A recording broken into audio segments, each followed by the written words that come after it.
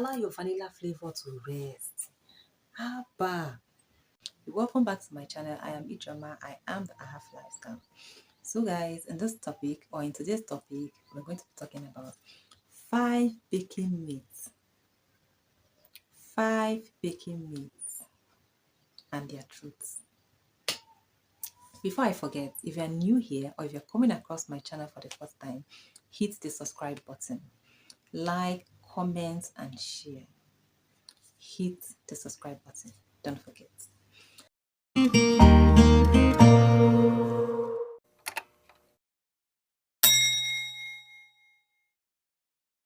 So back to the topic of the day. So guys, myth number 1. Adding water to cakes has no effect. Personally, I choose to disagree.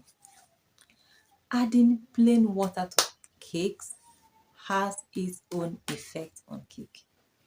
It depends on the amount of water you've added, whether it corresponds to the other dry ingredients quantity and level.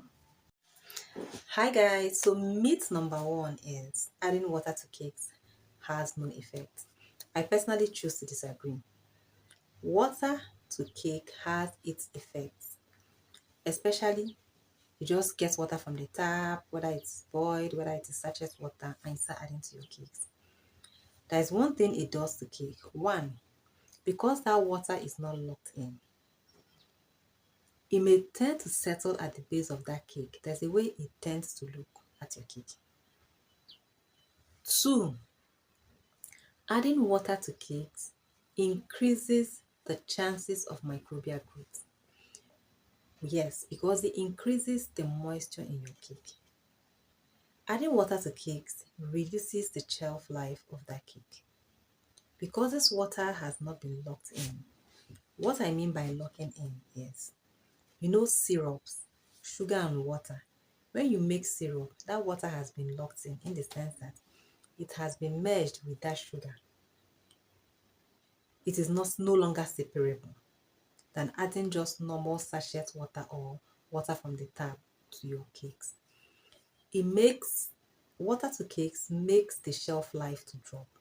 If that cake can last for example, 7 days on your countertop without change of taste, texture, flavor, or look, if you add water to it, it will definitely reduce it to either 5, 3, or maybe 6, depending on the amount of water you've added to that cake batter.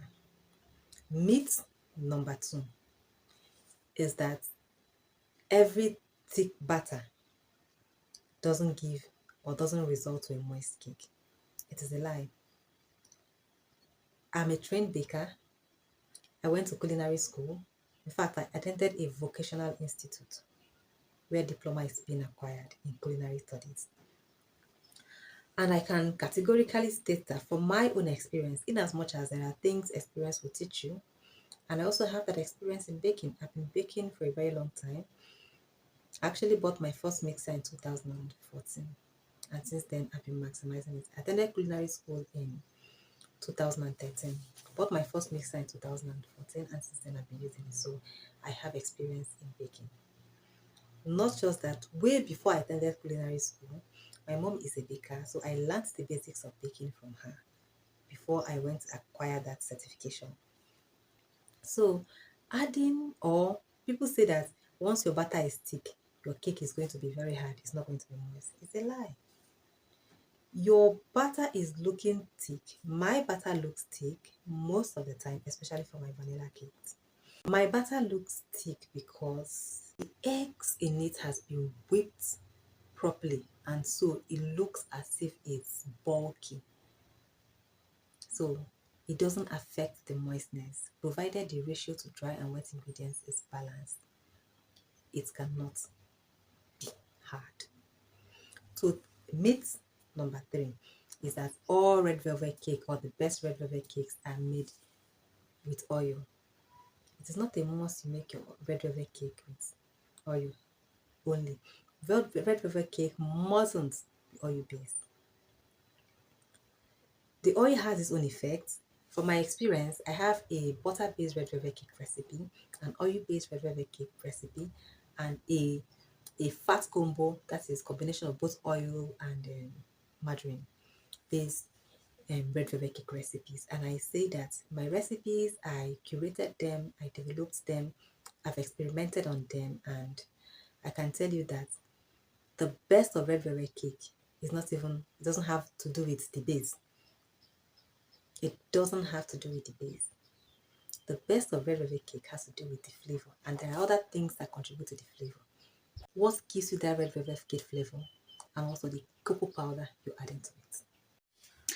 So guys, myth number 4 is that some people believe that for every rich cake, it must come with fillings. I personally disagree with that. There are clients or there are people who do not like cake fillings. There are people who do not like, most times the cake fillings tend to be a bit mushy once it is out of the fridge. Many people do not make their cake fillings super thick. And once it's out of the freezer or once out of the chiller, before you know it, everything becomes mushy. There are people who do not, and it makes the cake gooey and, should I use the word messy? So many people, there are people who like cake fillings and there are people who do not like cake fillings. So not every rich cake has cake filling. There are cakes that are super rich and nice. When you taste it, it melts in your mouth, especially when it comes in multiple flavors. And with or without fillings, the cakes are super rich and very, very amazing. So if you're one of those who think that for you to make a very rich cake, it must come with fillings in between the cake layers, no, no, no, no, no. Ditch that mindset. You can make your cake moist, rich, melt in your mouth, and it is super stable, sturdy, without being messy when it goes under the warm temperature or room temperature or when it's out of the freezer. There are people who like there are clients who like feelings, and if your client is one of those persons, ensure to ask them how they want it. Don't make your feelings, stop making your feelings very runny. I see people adding lemon cake as lemon curd to cake filling, and most of the time that lemon curd tends to be runny. If you want to make your own lemon curd, make it, adjust the recipe such a way that it is thick. If you're making your own caramel sauce, don't make it runny. You finish and decorating a cake, any slight change in temperature, the thing is sipping out, the thing is pouring. How about now? This is 2024. Do something different. If you must add fillings to your cake, make it stable so that even when it is out of the fridge or when it hits room temperature. Sometimes we make butter buttercream frostings, whipped cream frostings that has to take like an hour to get to the end user. When it gets to the end user, the person is not popping it direct into the fridge. It may get to an office, there's no fridge there to chill it, and it may spend 2-3 hours under room temperature and everything becomes very mushy. The fillings are seeping out, the buttercream is melting, the cake is not even stable. And that is why processes like our techniques like using ganache to crumb coat your cake, such that even if you're using a buttercream frosting, the ganache will still be able to hold the cake structure in place. It will not collapse, pending when your customer or client consumes the cake, or pending when it gets to a fridge, freezer, or chiller. So guys, point number 5. The 5th point is that many people think that you must add vanilla flavor to literally all your recipes. No, no, no, no, it is a myth. For instance, you're making banana bread. The flavor there is the fresh banana now. Why are you adding vanilla to it? Allow your vanilla flavor to rest. Abba. You're making fruit infused cake. You're making orange cake. You're adding vanilla. Joe. The orange is the flavor. Learn to maximize. Learn to go beyond the recipes you buy. Learn to be creative. Use your initiative. You're a human being. That is why baking is science. We understand that vanilla flavor is the most versatile flavor, but please let us end this abuse of vanilla. You're making banana bread. Keep that vanilla, allow it to rest small. Fresh banana. That taste of that banana is the flavor. What is vanilla doing in it? You're making orange cake, fresh orange juice, orange pulp. You're adding vanilla. You're counteracting the effect of the sweetness of the orange. If you're now making vanilla cake, what will you now do? Allow the vanilla to rest, guys. Vanilla is a very versatile flavor. You can go with anything, but guys, please, let's stop abusing that flavor. You must not add vanilla flavor to all your recipes. Allow it to chill a bit. Especially when you're making infused cakes, fruit infused cake, you're making apple cake, you're adding vanilla. Allow it now. If you want to enhance the flavor of your apple, you know what to do. Caramelize your apple. Not everything is told. Not everything that your teacher or your instructor or your coach will teach you. Use your initiative. Baking is science. The internet is there. That is why you should be creative. You're not just a cake artist, cake designer, baker extraordinaire. Use your initiative such that your recipes always tend to stand out. Mrs. A has her own vanilla, you have your own. Bring the two vanilla.